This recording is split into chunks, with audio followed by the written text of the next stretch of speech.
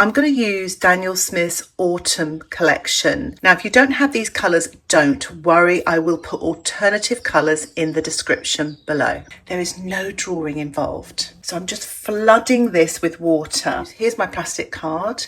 I'm going to use the sort of soft edge. If you cut it, this is the sort of more rough edge, and sometimes that can scratch the paper. So try and use the sort of more moulded, sort of smoother edge. So I'm just going to go into the paint now and sort of tap it like that. There we are.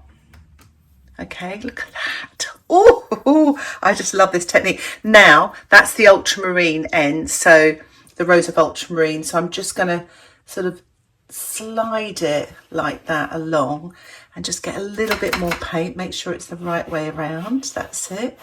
Look at that, how the paint starts to move. And I'm just going to move it back the other way as well, just to see what happens. Look at that. I love it. It doesn't have to be a cityscape either. It could be a landscape. Sometimes I start off wanting to do a cityscape and I end up doing a landscape. So up to you. So I'm just tapping in again, and I'm just going to go along here and just put a little bit more of that paint, maybe just the Rose of Ultramarine here, just a little bit along that horizon there, and maybe a touch here as well. What I'm going to do now is I'm going to do some spritzing. So you can just tilt your paper and just use gravity to get that paint moving. So I'm just going to use a spritzer bottle here and start to spritz some of that paint. You get those lovely autumnal colours, and you can direct it as well. Look at that. So I'm just going to get some of that thick creamy paint diluted. Start tilting, see what happens. Tilting upside down now, and get right close. See how close I am to the paint, just to get it moving, and tilt it. You've got these glorious kind of orange colours. Tilt the other way, lots of tilting there. Just really have fun with it and see what happens. Look at that, so nice. I kind of want to leave that area there nice and light actually. So already I'm starting to compose my picture. And I'll just do a little bit of tilting here and spritzing, just to allow this to run down and hopefully create the look of reflections maybe. You can tilt back the other way if you want to, get things going. Look at that, I love it. I love all these sort of lights here, and you can see how the light's been reserved, and I quite like this area here where it's just the light of the sky. So I'm just going to spritz that off a little bit there. Use the back of an old painting if you're worried about using sort of good paper and messing it up. I'm going to go with a smaller card. It's an old bank card here, and I'm just going to go in with just the two colours now, mix them up almost on the painting there, and I'm just going to start putting some buildings in, like use some of that green as well, and just vary the heights as well of those. I'm trying out the ultramarine, Rose of Ultramarine with the green. Might get a nice dark there. And you can just sort of pull that down like that for reflections as well here and there. So my little container here, I'm going to mix up some colour. So I'm going to get some of that. This is the Rose of Ultramarine I used, mixed up the other day, or squeezed out the other day. So I'm just popping that in there, put some water in there. And I kind of want to make a milky consistency. I'll even put some of the green in because it'll probably make a nice dark colour. So let's try that as well. So popping that in there. Give that a mix, maybe a touch more of the green. So we're going to do a bit of pouring, which is quite nice. So I'm going to test out this colour, see what it's like. A little bit more water in there. Give that a little stir. And I'm going to try that. So if you look here, it's quite shiny, the paper. You can see that. It's a nice sheen on there. So I'm just going to pour some of this paint onto the paper here. Just a trickle. Look at that. Just let it go, run that other side there. Just let it run down. tilt, let the gravity grab hold of it and just tilt this way and tilt that way. See what happens. It's what I love about watercolour painting. It'd be quite unpredictable, but it does do some magical things, and you've just got to just go with it. You're almost watching it develop without even touching it with the paintbrush. So I'm just going to really, literally 90 degrees angle here. Let that all run down. Let it go. See what happens.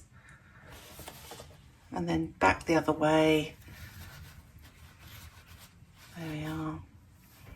And that way as well. Just collect any puddles there with a paper towel. Keep tilting. It's actually dried a little bit here, so I want to kind of give that a little spray just to re-wet it so it gets the paint moving.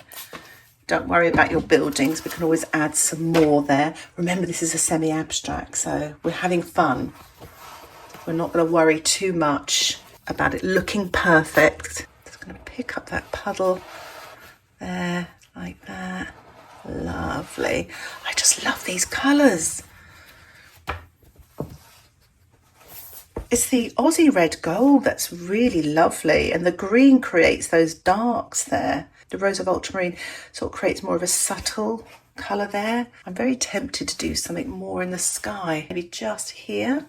So I'm going to mix up some more colour. Why not? It's all about experimenting and seeing what happens. I want to make this quite creamy. If it's too thin, it could create cauliflower. That's when you put a wet wash into a damp or drying wash. It can cause cauliflowers. And I'm going to try that here. So I'm going to pour from here. Ooh, ooh. Let's just give that a little spritz.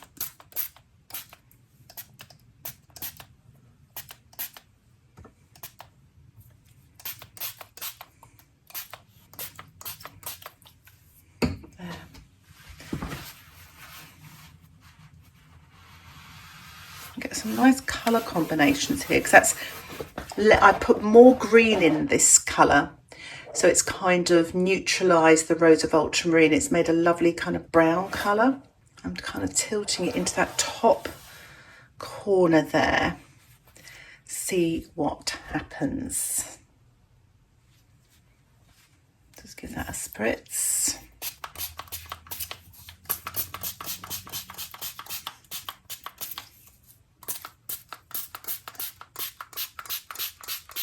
Sometimes you can spritz your whole painting away. We don't want that to happen. So I'm going to go back in with my lovely colours. I might need a little bit more rose of ultramarine.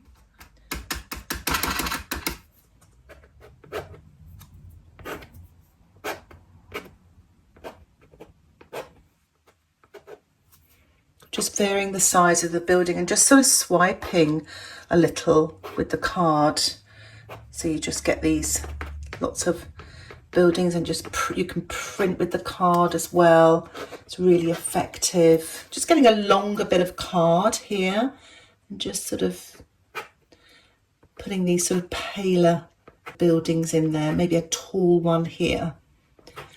So you're really varying the heights. And what I'm going to do is just go back in with my card with a little bit of paint, and you can tap here, just windows, just using the ultramarine. All the colours really just blended together. Look how effective that is.